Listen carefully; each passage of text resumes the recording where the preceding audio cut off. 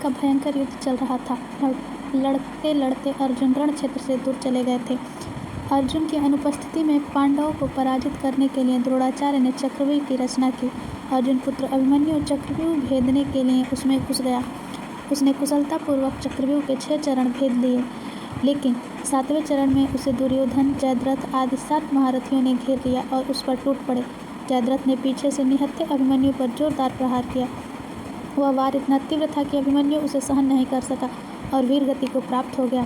अभिमन्यु की मृत्यु का समाचार सुनकर अर्जुन क्रोध से पागल हो उठा।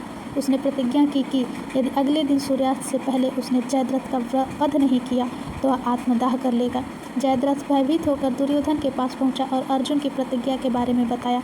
दुर्योधन उसका भय दूर करते हुए बोला, चिंता मत करो मित्र, मैं और सारी कौरव सेना तुम्हारी रक्षा करेंगे। अर्जुन कल तुम तक नहीं पहुंच पाएगा, उसे आत्मदाह करना पड़ेगा। अगले दिन युद्ध शुरू हुआ। अर्जुन की आंखें जयद्रथ को ढूंढ रही थीं, किंतु वह कहीं नहीं मिला। दिन बीतने लगा। धीरे धीरे अर्जुन की निराशा बढ़ती गई। वह देख श्री कृष्ण बोले, पार्थ, समय बीत रहा है और कौरव सेना ने जयद्रथ को रक्षा कवच में घेर रखा है, अतः तुम शीघ्रता से कौरव सेना का संहार करते हुए अपने लक्ष्य की ओर बढ़ो। यह सुनकर अर्जुन का उत्साह बढ़ा और वह जोश से लड़ने लगा, लेकिन जयद्रथ तक पहुंचना मुश्किल था। संध्या होने वाली थी। तब श्री कृष्ण ने अपनी माया फैला दी। इसके फलस्वरूप सूर्य बादलों में छिप गया और संध्या का भ्रम उत्पन्न हो गया। संध्या हो गई है और अब अर्जुन की प्रतिज्ञावश आत्मदाह करना पड़ेगा। यह सोचकर जयद्रथ और दुर्योधन खुशी से उछल पड़े। अर्जुन को आत्मदाह करते देखने के लिए जयद्रथ कौरव सेना के आगे आकर अट्टहास करने लगा।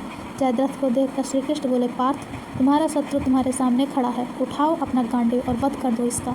वह देखो, अभी सूर्यास्त नहीं हुआ है। यह कहकर उन्होंने अपनी माया समेट ली। देखते ही देखते सूर्य बादलों से निकल आया। सबकी दृष्टि आसमान की ओर उठ गई। सूर्य अभी भी चमक रहा था। यह देख जयद्रथ और दुर्योधन के पैरों तले जमीन खिसक गई। जयद्रथ भागने को हुआ, लेकिन तब तक अर्जुन ने अपना गांडीव उठा लिया था। तभी श्री कृष्ण चेतावनी देते हुए बोले, हे अर्जुन, जयद्रथ के पिता ने इसे वरदान दिया था कि जो इसका मस्तक जमीन पर गिराएगा उसका मस्तक भी 100 टुकड़ों में विभक्त हो जाएगा।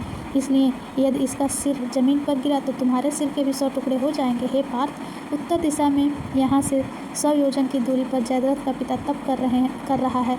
तुम इसका मस्तक ऐसे काटो कि वह उसके पिता की गोद में जाकर गिरे।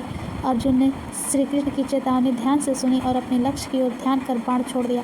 उस बाण ने जयद्रथ के सिर धड़ से अलग कर दिया और उसे लेकर सीधा जयद्रथ के पिता की गोद में जाकर गिरा। जयद्रथ के पिता चौंक कर उठा तो उसकी गोद में सिर जमीन पर गिर गया। सिर के जमीन पर गिरते ही उनके सिर के भी 100 टुकड़े हो गए। इस प्रकार अर्जुन की प्रतिज्ञा पूरी हुई। जय श्री कृष्ण।